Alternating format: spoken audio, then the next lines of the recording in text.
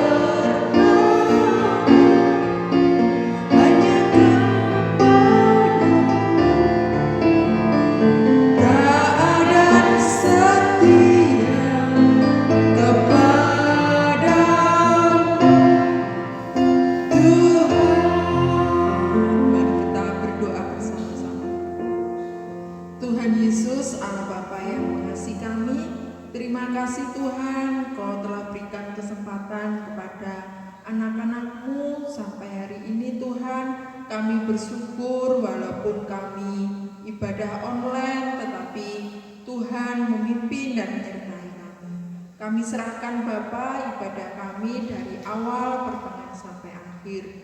Terima kasih Tuhan, di dalam nama Tuhan Yesus kami berdoa dan mengucap syukur. Amin.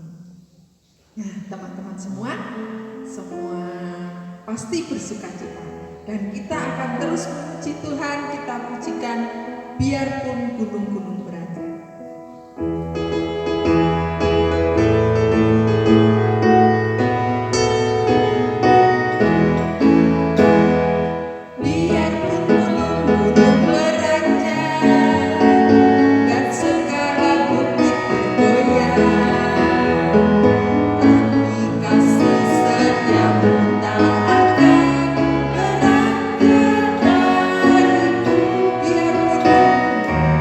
Yeah.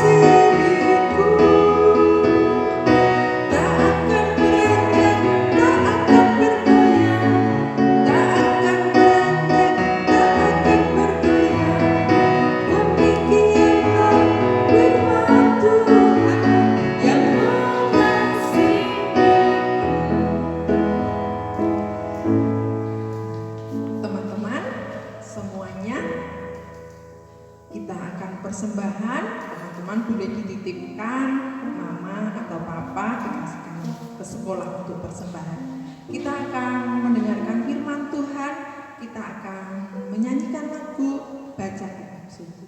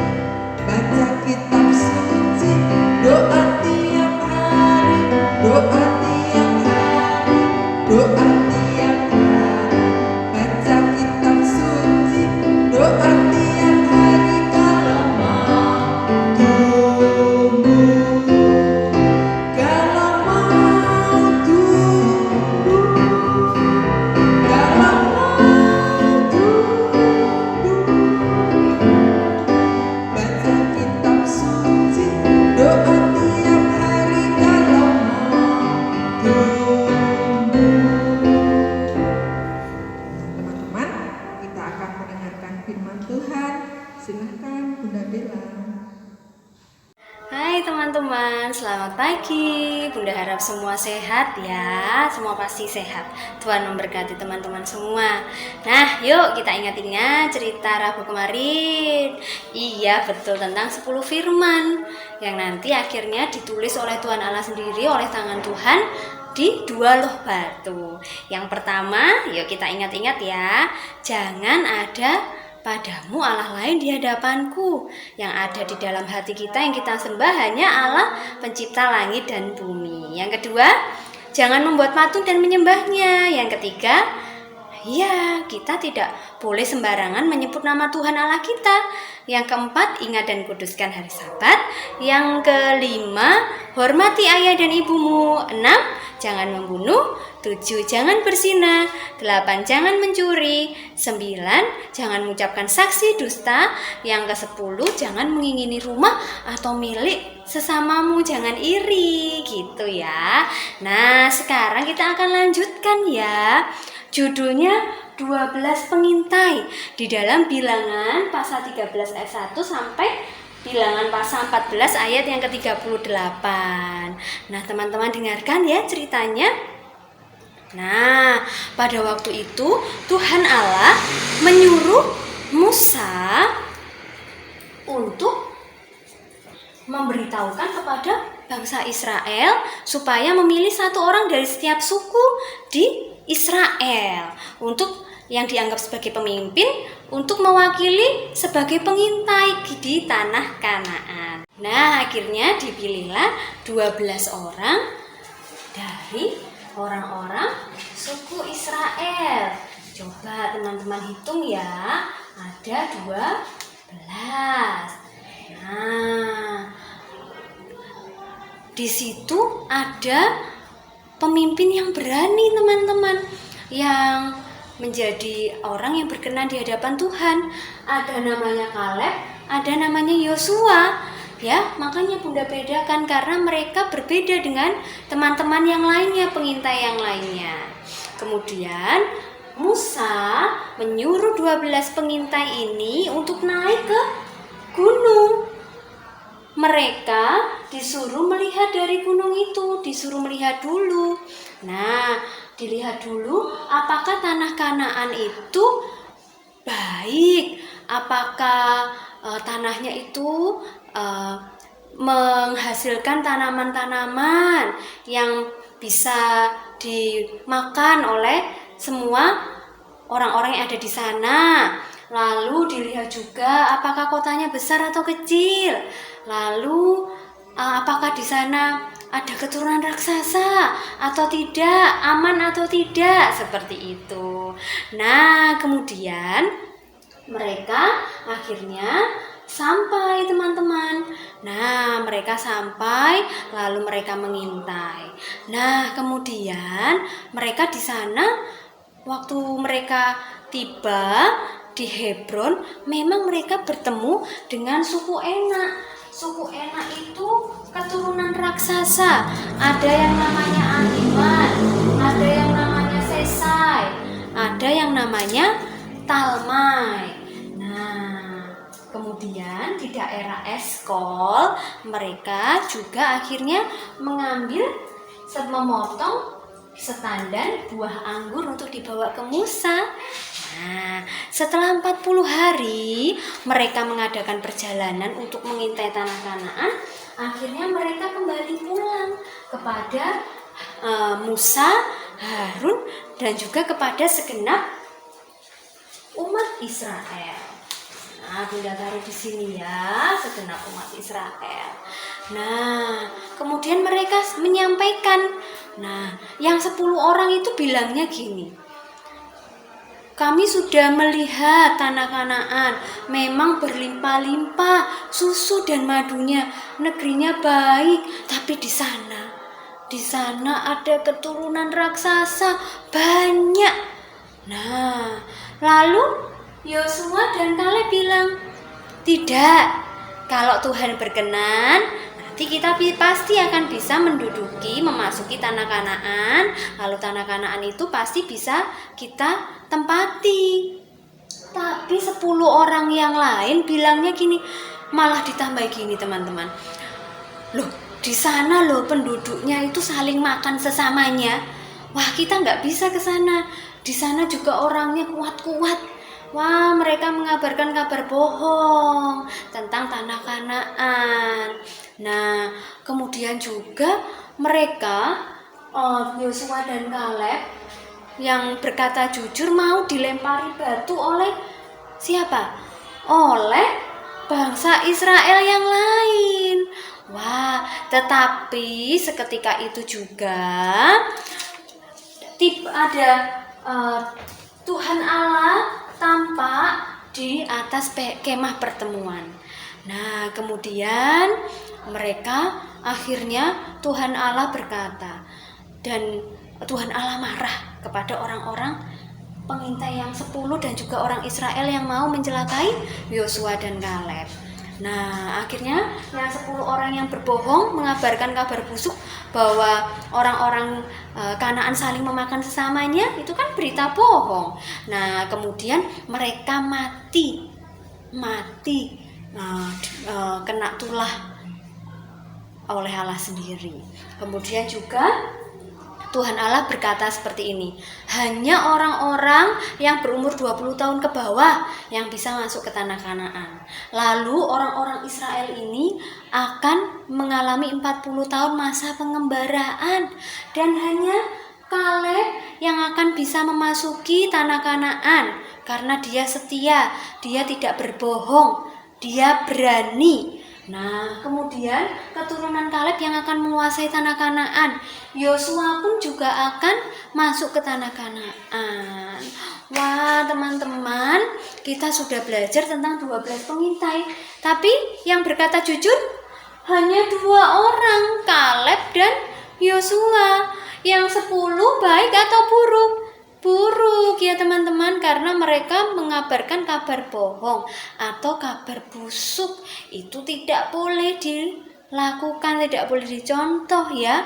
Padahal memang benar mereka bertemu dengan raksasa keturunan suku Enak, tapi hanya 3, tidak banyak. Juga tidak ada yang memakan sesamanya.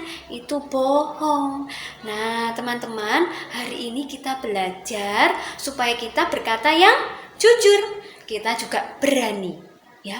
Yosua dan Kaleb berani maju, meskipun teman-teman yang lain gak berani.